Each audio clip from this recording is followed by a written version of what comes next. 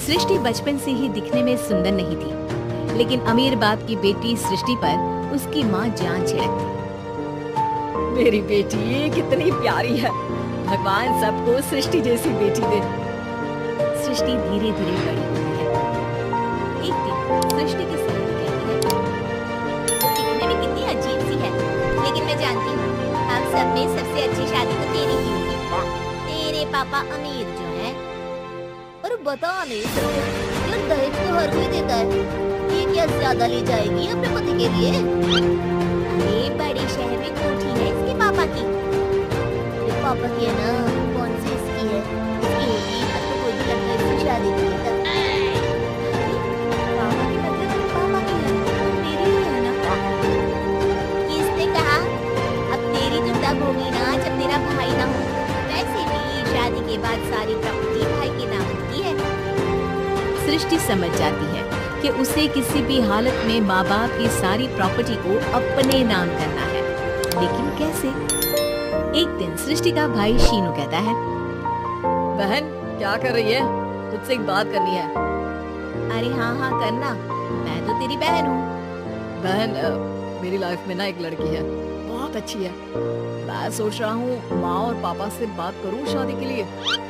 सृष्टि को समझ में आ जाता है कि भाई की शादी होते ही भाभी उसे एक दिन भी घर में बर्दाश्त नहीं करेगी। क्या बात है भाई, बताना कौन है वो?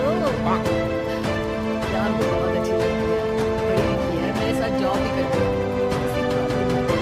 हाँ, प्रॉब्लम? क्या प्रॉब्लम है भाई? लेकिन उसके पति ने उसे सिर्फ इसलिए छोड़ दिया क्योंकि उसके माँ बाप दहेज नहीं देते। सृष्टि ये सुनकर न जाने क्यों खुश हो जाती है।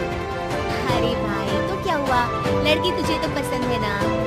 शीनू को लगता है कि बहन उसे समझ रही है। वो इस बात से अनजान होता है कि उसकी बहन की मंशा पूरा घर हड़पने की है। सृष्टि अपनी माँ से कहती है, मम्मी मुझे तो बहुत चिंता है, पता है शीनू क्या कर रहा है? अरे क्या कर रहा है, वो तो काम पर जाता है और वापस घर आता है। अम्मा, वो यही तो नहीं कर रहा, बाकी सब कर रहा है। आपको पता है उससे प्यार है, और वो भी एक शादीशुदा लड़की से। ये क्या हो गया? मैं सोसाइटी में क्या मुंह दिखाऊंगी? अरे तेरे पापा तो यही कहेंगे कि मैंने ही उसे बिगाड़ दिया है। माँ देखो, मेरी बात मानो, पापा पर भी विश्वास करने की जरूरत नहीं है। अब आप ही बताओ, पापा इतनी देर घर के बाहर रहते हैं क्यों? बोलो। बेटा वो तो नौकरी करते हैं ना। तू बहुत भोली है माँ, पापा का ऑफिस तो 7 बजे खत्म हो जाता है, लेकिन देखो कितनी देर से आते हैं। अरे नहीं नहीं बेटा, ऐसी कोई बात नहीं है। सृष्टि माँ को एक औरत से बात करते पिता की फोटो दिखाती है। देखो माँ, कैसे है पापा? मैं ना कहती थी कि पापा सही नहीं है। मैं तेरे पापा से बात करूंगी, दे फोटो मुझे। ओ माँ, वो तो डिलीट हो गई। लेकिन चल, तूने तो देख लिया ना, पापा से बाद में बात कर लेना। और हाँ, मेरा नाम बिल्कुल मत लेना, हाँ माँ। अब क्या था, सृष्टि के माँ और पिता के बीच झगड़ा होना शुरू हो जाता है। सृष्टि के मन में क्या चल रहा था कोई नहीं जानता था। एक दिन माँ, सृष्टि के लिए एक लड़का देखा है, वो लोग शाम को उसे देखने आने वाले हैं। और हाँ माँ, एक खुशखबरी, मैं और पापा मिलकर एक नया बिजनेस ट्राई कर रहे हैं। शाम को लड़का आता है, सांवले रंग का। सृष्टि को तो बिल्कुल भी पसंद नहीं आता। लड़की की माँ कहती है, लड़की का चेहरा तो कोई खास नहीं, लेकिन अगर मेरे बेटे को आप लोग सेटल कर दें, तो मैं उसकी शादी आपकी बेटी से करवा दूँ। सृष्टि को लड़का बिल्कुल पसंद नहीं था। उसे भाई पर गुस्सा आ जाता है। लड़के वालों के जाने के बाद कहती है, माँ देखा, शीनू मेरे लिए कैसा लड़का लेकर आया, न दिखाने लायक न सुनने लायक, सेटल भी नहीं, वो भी हम करे। अरे माँ, मैं जानती हूँ ये मेरी शादी किसी भी घर में क्यों करवाना चाहता है। अरे कैसी बात कर रही है बहन? तूने तो देखा ना, लड़के को मैंने ही मना कर दिया तुझसे शादी के लिए। जिसने लड़का बताया था उसने उसकी बहुत तारीफ की थी। बात आई गई हो जाती है, लेकिन सृष्टि का मन शांत नहीं होता। क्या करूँ, कुछ समझ में नहीं आ रहा। मेरी शादी हो गई तो ये लोग पूरी प्रॉपर्टी शीनू के नाम कर देंगे, मेरे हाथ तो कुछ लगेगा ही नहीं। तभी सृष्टि को आइडिया आता है। किसी वकील को फोन करती है। जी देखिए, अगर आपके मम्मी पापा का तलाक हो जाता है तो आपके पिता की आधी प्रॉपर्टी आपकी माँ के नाम हो जाएगी, फिर उसे वो किसी को भी दे सकती है। सृष्टि अब माँ को बेटे के खिलाफ करती है। माँ, शीनू पर नजर रखा करो। वो जिस लड़की के प्यार में है ना, वो शादीशुदा है। यहाँ आएगी, सारा पैसा, रुपया, जमीन, जायदाद सब हड़प लेगी।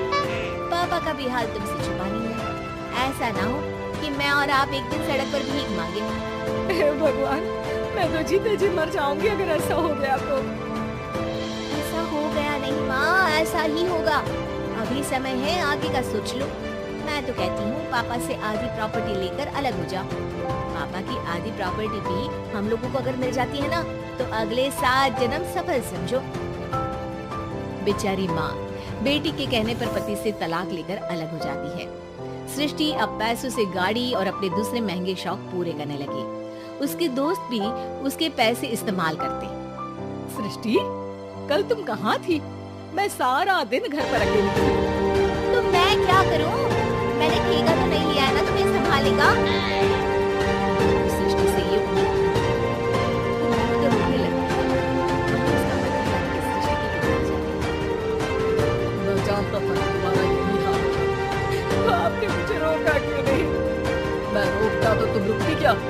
सृष्टि के कहने पर तुमने मुझ पर अपने बेटे पर शक किया, लेकिन तुम ये भूल गई कि कैसे हम दोनों ने मिलकर जीवन में इतना सब खड़ा किया। माँ पति के गले लग जाती है।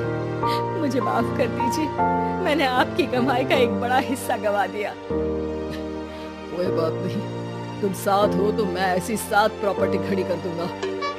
तभी वहाँ सृष्टि आ जाती है रोते हुए। माँ, मयंक ने मुझे छोड़ दिया। वो बोल रहा था जब तक तेरे पास पैसे थे